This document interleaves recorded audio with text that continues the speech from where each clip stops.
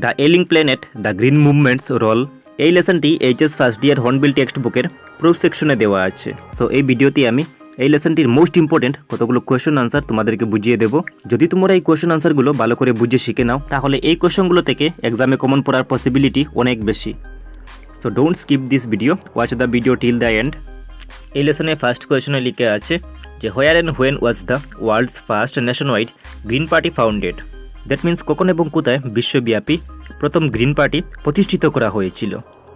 এই কোয়েশ্চনটি HS first year annual exam 2020-তে একবার এসেছে এবং এই কোয়েশ্চনটি upcoming HS first year annual এক্সামের জন্য অনেক বেশি ইম্পর্টেন্ট। সো এই কোয়েশ্চনটির আনসারই লিখে আছে the world's first nationwide green party was founded in New Zealand in 1972। That means 1972 সনে বিশ্বব্যাপী প্রথম গ্রিন পার্টি প্রতিষ্ঠিত করা হয়েছিল। এই কোয়েশ্চন আনসারগুলো তোমরা তোমাদের নোটবুকে লিখে শিখে নিও। Moving to the next question. So next কোয়েশ্চনে লিখে আছে what does article 48A of the Indian constitution stand for. এই কোয়েশ্চনটির ওরে লিখে আছে যে what is the significance of article 48A of the constitution of India. এই কোয়েশ্চনটির আরেকটি ওরে লিখে আছে যে what is the constitutional provision regarding the protection of environment. মানে আমাদের ভারতবর্ষের সংবিধানে আর্টিকেল 48-এর তাৎপর্য কী, বা আমাদের ভারতবর্ষের সংবিধানে পরিবেশ সুরক্ষা নিয়ে কী নিয়ম সন্নিবিষ্ট আছে। এই তিনটি কোয়েশনের আনসার সেম হবে। সো আনসারে লিখে আছে the article 48A of the Indian constitution is a part of directive principle which advises the state that it shall endeavor to protect and improve the environment and to safeguard the forest and wildlife of the country. That means আমাদের সংবিধানে article 48A হলো রাষ্ট্রের নির্দেশাত্মক নীতির একটি part এবং এই নীতি আমাদেরকে পরামর্শ প্রদান করে যে আমরা আমাদের দেশের বন্য জীবজন্তু এবং অরণ্যগুলোকে সুরক্ষিত রাখার চেষ্টা করা এবং আমাদের এনভায়রনমেন্টকে উন্নত করে তোলা। এই কোয়েশনটি upcoming HS first year annual এক্সামের জন্য অনেক বেশি ইম্পর্টেন্ট। সো এগুলো তোমাদেরকে শিখতে হবে। নেক্সট কোয়েশনে চলে যাই। নেক্সট হলো কোয়েশন নম্বর 3 এবং কোয়েশন নম্বর 3-তে লিখে আছে what is the role of industries in the preservation of the environment. এই কোয়েশনটি HS first year annual exam 2015-এ একবার এসেছে। এই কোয়েশনটির ওরে লিখে আছে যে what role industry has to play in the new era of responsibility. এই কোয়েশনটি HS first year annual exam 2019-এ একবার এসেছিল। এই কোয়েশনটির আরেকটি ওরে লিখে আছে যে how can industry play its role in the new era of responsibility.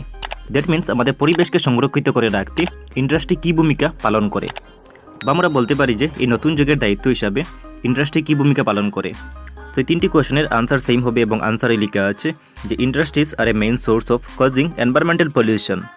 মানে আমাদের ইন্ডাস্ট্রিগুলো পরিবেশ প্রদূষণের মেইন উপাদান। নেক্সট লাইনে লেখা আছে there will be a great change in the preservation of environment if the industrialist become conscious of their responsibilities and become environment friendly. যদি industrialist মানে শিল্পপতিগুলো যদি নিজের কাজের প্রতি একটু সচেতন হয় এবং যদি পরিবেশকে নিজের বন্ধুর মতো মেনে নেয় তাহলে শিল্পপতির কাছে অনেক বড় চান্স আছে যে আমাদের পরিবেশকে সুরক্ষিত করে রাখার। কারণ তোমরা সবাই জানো যে আমাদের ইন্ডাস্ট্রিগুলোর অনেক ওয়েস্ট প্রোডাক্ট আমাদের পরিবেশকে প্রদূষিত করে। লাস্ট লাইনে লিখে আছে thus industry has to play a very important role in the new era of responsibility. এইভাবে ইন্ডাস্ট্রি এই নতুন যুগের দায়িত্ব হিসাবে অনেক ইম্পর্টেন্ট রোল প্লে করে। এই কোয়েশনটিও upcoming HS first year annual এক্সামের জন্য অনেক বেশি ইম্পর্টেন্ট। সো এই কোয়েশনটিও তোমরা তোমাদের নোটবুকে লিখে শিখে নিও। নেক্সট কোয়েশনটি দেখে নেই।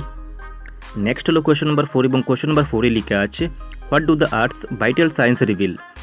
এই কোয়েশনটি HS first year annual exam 2021-এ একবার এসেছে। সো এই কোয়েশনটি upcoming HS first year annual এক্সামের জন্য অনেক বেশি ইম্পর্টেন্ট এবং এই কোয়েশনটি ওরে লিখে আছে what vital signs reveal that the earth is a patient in declining health. That means কী লক্ষণে এটি প্রকাশিত যে পৃথিবীর স্বাস্থ্যের অবনতি ঘটেছে।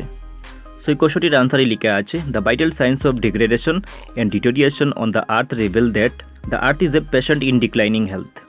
দ্যাট মিন্স অধিকতর খারাপ বা অবনতি চিহ্ন বা লক্ষণের উপর পৃথিবী প্রকাশ করে যে পৃথিবীর স্বাস্থ্যের অবনতি ঘটেছে। নেক্সট মোস্ট ইম্পর্টেন্ট কোয়েশনটি হলো কোয়েশন নম্বর 5। সো কোয়েশন নম্বর 5-এ লিখে আছে how can population explosion be controlled. এই কোয়েশনটি HS first year annual exam 2020 এবং 2021-এ একবার করে এসেছে। সো এই কোয়েশনটির ওরে লিখে আছে how can the rapid growth of the population be checked. এই কোয়েশনটির আরেকটি ওরে লিখে আছে why is population controlled essential in India. এই কোয়েশনটি লাস্ট ওরে লিখে আছে how does population explosion perpetuate poverty. That means কীভাবে জনসংখ্যার বিস্ফোরণ কন্ট্রোল করা যায় বা কেন ইন্ডিয়াতে জনসংখ্যা কন্ট্রোল করার প্রয়োজন বা কীভাবে জনসংখ্যার বিস্ফোরণ দারিদ্র্যকে চিরস্থায়ী করে বা বরণ করে।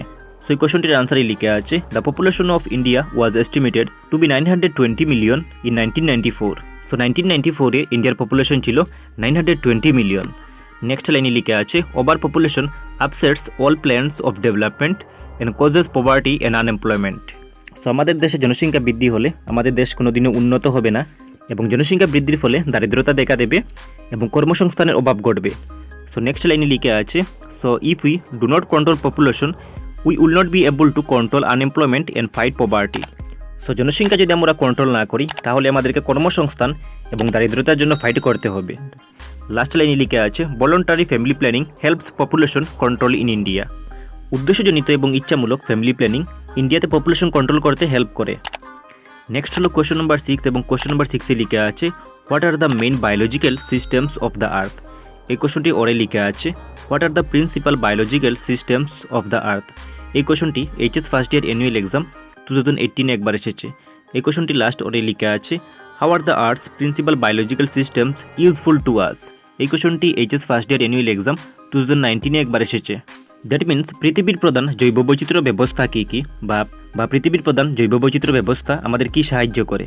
সো এই কোয়েশ্চনগুলোর আনসার সেম হবে এবং আনসারে লিখে আছে দেয়ার আর 4 principal biological systems of the earth. মানে আমাদের পৃথিবীতে 4টি জৈব বৈচিত্র্য ব্যবস্থা আছে। নেক্সট লাইনে লিখে আছে there fisheries forest grasslands and croplands. So আমাদের পৃথিবীতে 4টি জৈব বৈচিত্র্য ব্যবস্থা হলো ফিশারিজ মানে মৎস্য চাষ, ফরেস্ট মানে হলো অরণ্য, গ্রাসল্যান্ড মানে হলো তৃণভূমি এবং ক্রপল্যান্ড মানে হলো কৃষিভূমি। লাস্ট লাইনে লিখে আছে they form the foundation of the global economic system. এবং এই 4টি জৈব বৈচিত্র্য ব্যবস্থা বিশ্বব্যাপী অর্থনৈতিক সংস্থাপন গঠন করে। লাস্ট লাইনে লিখে আছে দে সাপ্লাই আস ফুড, মানে fisheries forest grasslands and croplands আমাদেরকে খাদ্য প্রদান করে। এই হলো এই কোয়েশ্চনটির আনসার। Moving to the next question. Next হলো কোয়েশ্চন নাম্বার 7। সো কোয়েশ্চন নাম্বার 7-এ লিখে আছে what do you understand by the concept of sustainable development as explained in the ailing planet the green movement's role. এই কোয়েশ্চনটি HS first year annual exam 2015 একবার এসেছে। এই কোয়েশ্চনটি ওরে লিখে আছে হোয়াট ইজ সাস্টেনেবল ডেভেলপমেন্ট। এই কোয়েশ্চনটি HS first year final exam 2018 একবার এসেছে। এবং এই কোয়েশ্চনটি আরেকটি ওরে লিখে আছে when was the concept of sustainable development popularized, what was this concept. That means the ailing planet the green movement's role পার্টে বর্ণিত সহনশীল বা সুষম বিকাশ ধারণা সম্পর্কে তুমি কী বুঝো, বা আমরা বলতে পারি যে সহনশীল বা সুষম বিকাশের ধারণা কখন জনপ্রিয় হয়েছিল। সো এই কোয়েশ্চনগুলো অনেক বেশি ইম্পর্টেন্ট এবং এই সবকটি কোয়েশ্চনের একটি আনসার হবে। সো এই কোয়েশ্চনটির আনসারে লিখে আছে the concept of sustainable development popularized in 1987 by the world commission on environment and development. That means সহনশীল বা সুষম বিকাশের ধারণা 1987 সনে world commission on environment and ডেভেলপমেন্টের দ্বারা জনপ্রিয় হয়েছিল। নেক্সট লাইনে লিখে আছে the concept is defined as development that meets the need of the present without compromising the ability of future generations to meet their needs. That means সাস্টেনেবল ডেভেলপমেন্টের concept এইভাবে ডিফাইন করা হয়েছিল যে যতটুকু উন্নয়ন হবে সেই উন্নয়ন দিয়ে বর্তমানের প্রয়োজনীয়তা পূর্ণ করা এবং ভবিষ্যতের প্রয়োজনের জন্য এই উন্নয়নের সঙ্গে কোনো ধরনের কম্প্রোমাইজ না করা। সো এই হলো এই কোয়েশ্চনটির আনসার। Moving to the next question. So next হলো কোয়েশ্চন নাম্বার 8 এবং কোয়েশ্চন নাম্বার 8-এ লিখা আছে how is man the most dangerous animal in the world. এই কোয়েশ্চনটি HS first year annual exam 2016 একবার এসেছিল।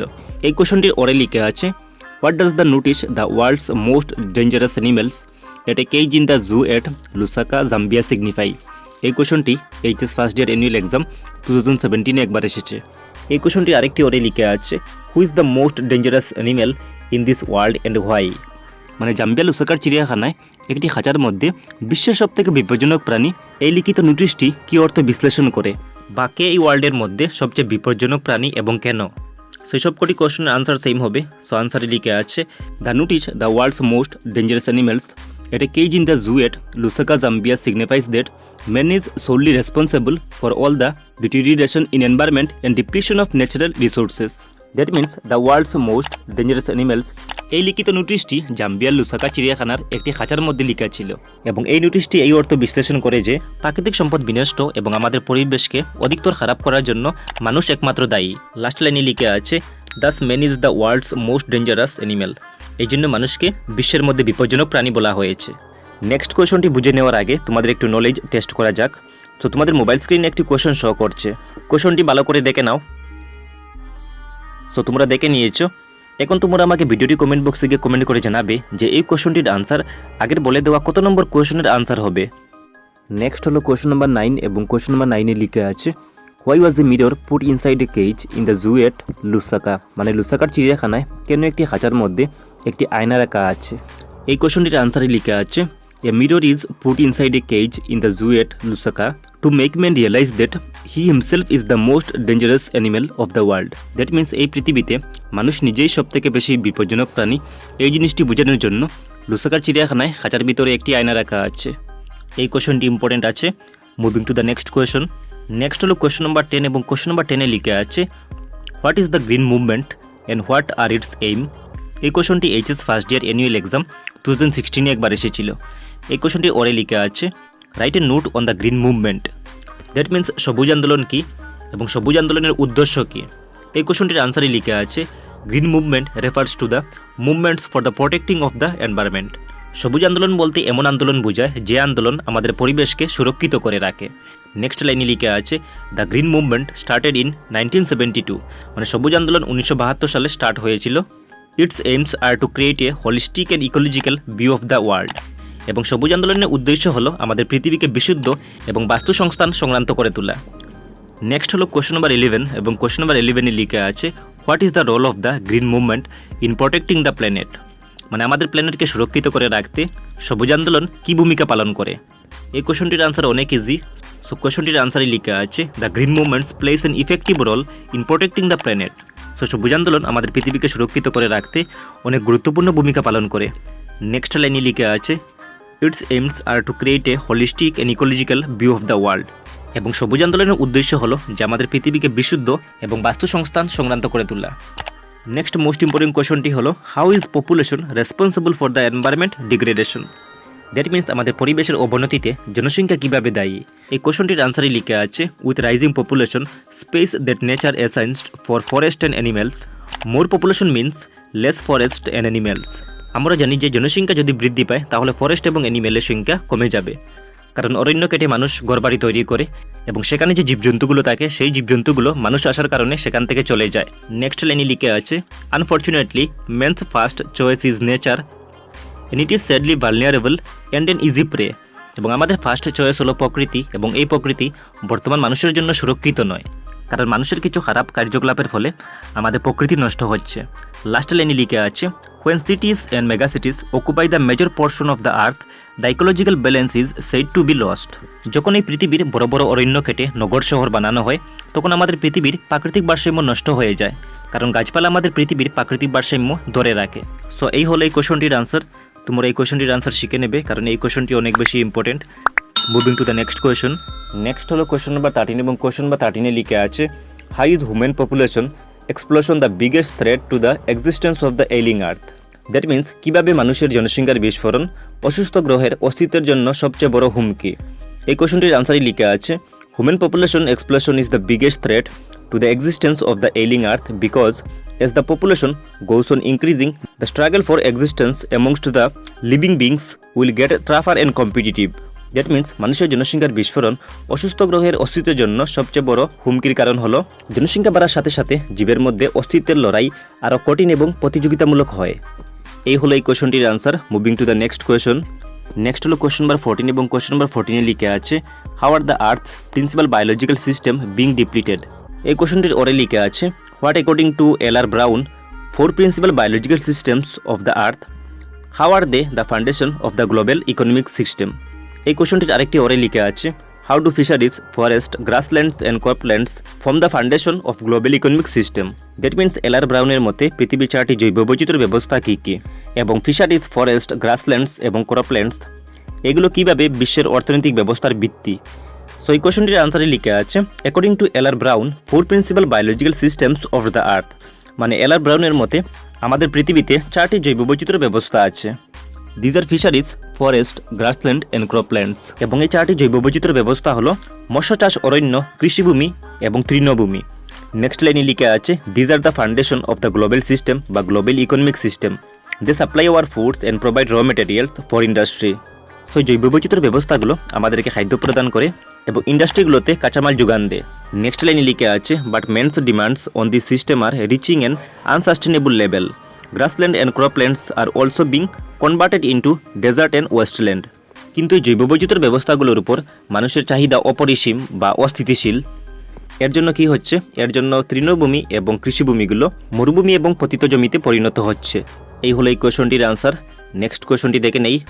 সো নেক্সট হলো কোয়েশন নাম্বার 15 এবং কোয়েশন নাম্বার 15-এ লেখা আছে, why is the earth shed to be an ailing planet. That means পৃথিবীকে কেন রুগ্ন বা অসুস্থ গ্রহ বলা হয়েছে। এই কোয়েশনটির আনসারে লেখা আছে, due to the insensitive exploitation by humans for their survival and development, the earth has lost almost all its vital resources, thus it is said to be an ailing planet. That means মানুষের বেঁচে থাকার এবং বিকাশের জন্য সংবেদনশীল শোষণের কারণে পৃথিবী তার প্রায় সমস্ত গুরুত্বপূর্ণ সম্পদ হারিয়েছে। এই জন্য এই পৃথিবীকে রুগ্ন বা অসুস্থ গ্রহ বলা হয়েছে। নেক্সট যেগুলো কোয়েশন দেখতে পাচ্ছ, এই কোয়েশনগুলো হলো লং কোয়েশন এবং তোমরা মনে রাখবে যে এই চ্যাপ্টার থেকে তোমাদের এক্সামে 6 মার্কসের জন্য একটি লং কোয়েশন আসে। সো আমি এই চ্যাপ্টারের কতগুলো লং কোয়েশন তোমাদেরকে পিডিএফের মাধ্যমে প্রোভাইড করব। তার সঙ্গে তোমাদেরকে 3টি হোমওয়ার্ক দেবো। সো এই লং কোয়েশন এবং হোমওয়ার্কগুলোর আনসার তোমরা তোমাদের নোটবুকে লিখে ভালো করে শিখে নিও। সো এই ভিডিওটির ডিসক্রিপশনে লং কোয়েশনগুলো উইথ আনসার এবং হোমওয়ার্কগুলো পিডিএফ অ্যাটাচ করে রেখেছি। সো এই পিডিএফ লিঙ্কে ক্লিক করে তোমরা পিডিএফটি ডাউনলোড করে নিও।